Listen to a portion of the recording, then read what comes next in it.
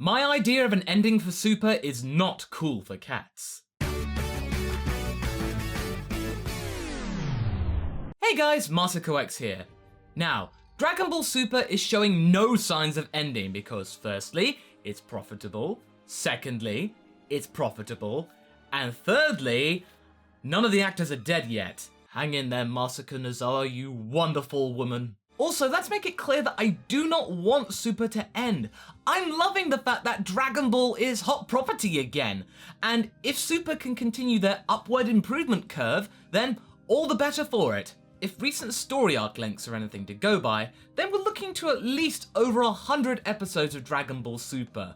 We've got the Universe Survival arc coming up, which is looking to be at least 20 episodes, and then we could have another couple of arcs after that, or maybe even more than that. But Super will have to have an end. Odds are that in the upcoming arc, some universes are going to be destroyed by the Omni King, or we could have a power play by the Daishinkan, and he might try and usurp the Omni Kings and become the new king of everything.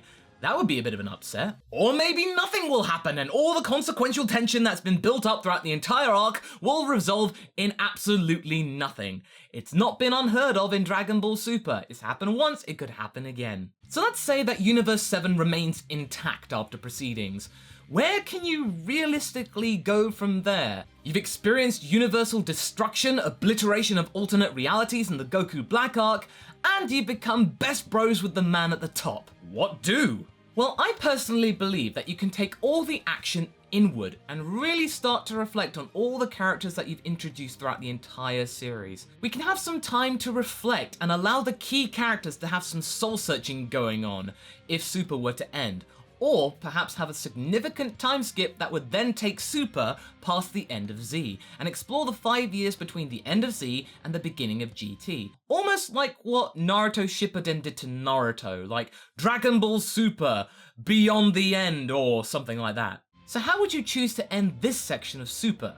I would love to see a conclusion to the long-fought rivalry between Beerus and the Saiyans. Beerus was the first antagonist in this new age of Dragon Ball in Battle of Gods, and its subsequent arc in Super.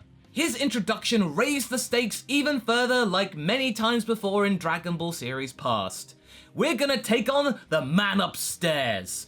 Or, as it turns out, more than just one man, but dozens of men and women and whatever gender identities there are in between. Do Kais have genders at all? After that, where can you go? Why, finish off that loose end that brought you there in the first place. Defeat Beerus. It would be a great way to bookend the series. Start with Beerus and end with Beerus. Okay then, well, how would you do it, Masako?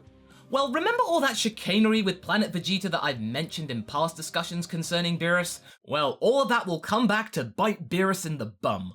There was a little tidbit in Resurrection F that got me thinking. In the English dub, which is as faithful to the Japanese production as possible, save for a few grammatical tweaks, Whis teases Beerus about playing with the idea of telling Vegeta about the true destruction of Planet Vegeta, and that Beerus authorized its destruction from the start.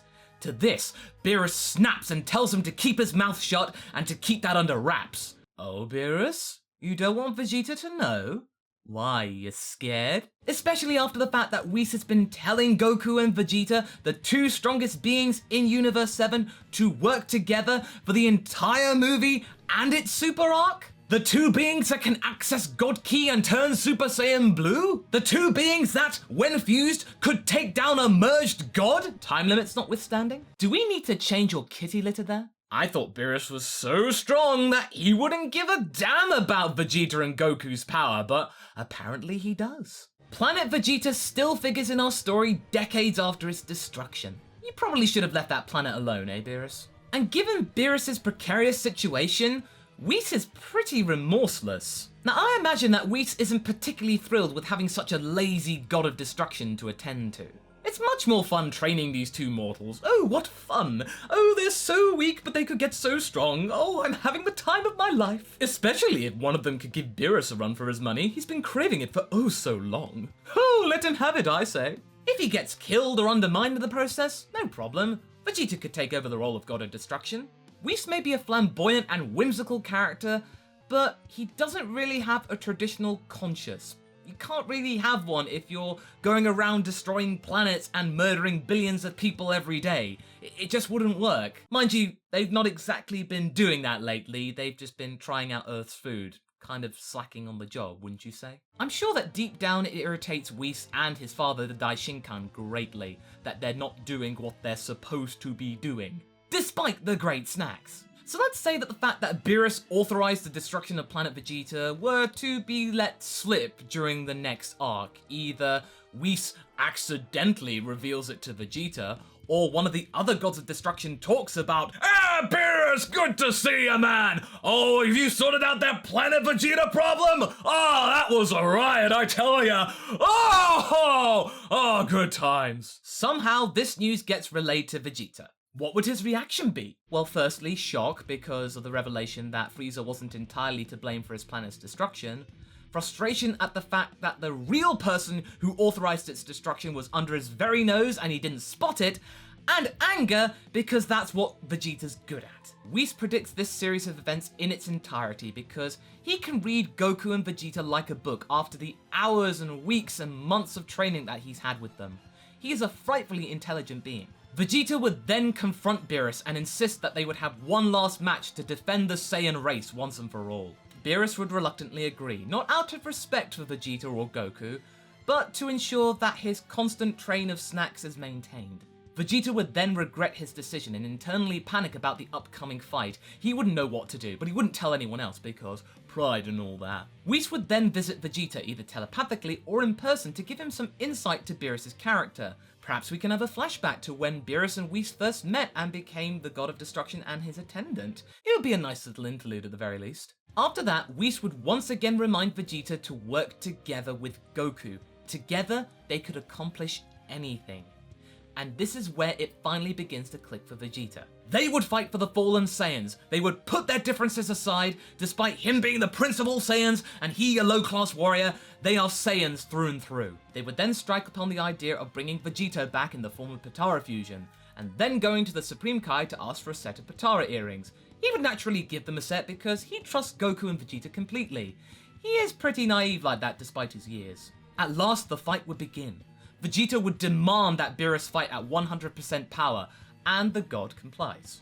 Whis would then transport them to his pocket dimension so as reality isn't destroyed in the crossfire. Goku and Vegeta would then fight together, although not together if you know what I mean. They would be punching Beerus at roughly the same time, but not really fighting as one collective unit. They still wouldn't grasp the fact they have to work together to conquer Beerus. Beerus would have the upper hand before they actually fuse into Vegeta. You gotta have some dramatic tension here. Vegeta would appear and the tables would turn. We would have some really climactic battles, some elegant animation, some really interesting close-up sequences, and talking and banter like we have in Z before and in Super. It's something that we all cherish and relish, and all the other words that end in ish. Beerus would begin to struggle in all these ding-dong battles. It all culminates in Vegeta either using the final Kamehameha again, or whipping out Goku's ×10 Kaioken because they are one collective mind.